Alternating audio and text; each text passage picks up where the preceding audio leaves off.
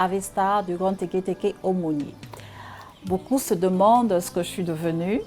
Ben, aujourd'hui, j'ai un peu mis la musique en berne pour m'occuper d'autres activités, soit dites professionnelles. J'ai commencé la musique en 90 dans l'orchestre du Grand Teke Teke en tant que choriste. Et par la suite, il m'a donné l'opportunité d'écrire une chanson qui a fait fort, Tima. Et par la suite, cette aventure musicale a continué pendant un certain temps. Il faut dire que je suis venue à la musique par hasard. Je suis déjà d'une famille de musiciens. Voilà. Je suis venue à la musique plus qu'en tant que hobby, pas pour en faire une musique professionnelle, mais ayant un oncle qui était très à cheval sur ça, donc je suis restée à un certain moment dans l'orchestre Avestar. Après, je me suis démarquée pour une toute petite carrière solo. Et puis bon, il y a la vie de famille, il y a la vie professionnelle, il y a les maternités. Et puis bon, voilà, j'ai mis un peu cette carrière un peu en berne. Le constat que je peux faire aujourd'hui de la musique actuelle par rapport à celle dans laquelle nous avons exercé, je dirais, à l'époque, il y avait quand même beaucoup de difficultés. Déjà, on n'avait pas forcément des studios d'enregistrement de qualité. Il fallait forcément, soit on enregistre au Gabon, masteriser en France, et ça avait un coût, les billets, les hôtels, etc. Aujourd'hui, la musique gabonaise, elle prend de l'ascension, même si en termes de spectacle, les choses ne se passent plus avec la situation actuelle de la pandémie. Mais disons que les artistes aujourd'hui ont plus de facilité que nous par le passé. Parce qu'on était plus dans le vinyle, dans les cassettes. Aujourd'hui, il y a les téléchargements.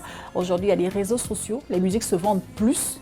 Elles se téléchargent, donc elles sont accessibles. Voilà. Les téléchargements peuvent être un bien comme un mal.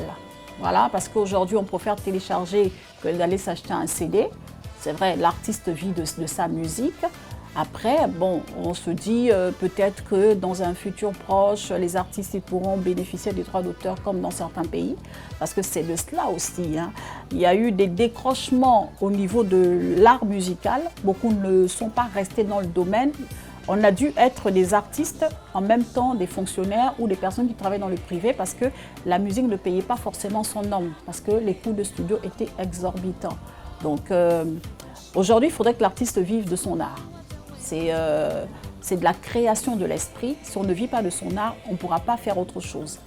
Donc moi, j'exhorte la jeune à continuer dans le domaine.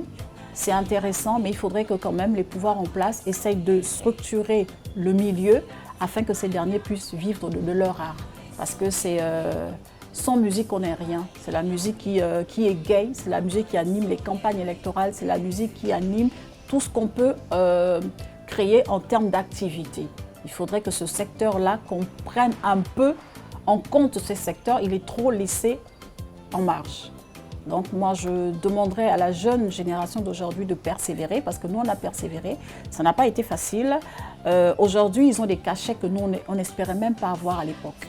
Donc, continuez comme ça. Je suis en marge, mais je ne suis pas sortie complètement. Il y a des surprises qui se préparent dans quelques semaines, dans quelques mois. Sait-on jamais. Dit-on pas que l'homme propose, Dieu dispose. Voilà, c'était mon petit retour en tant que Stéphie Adia.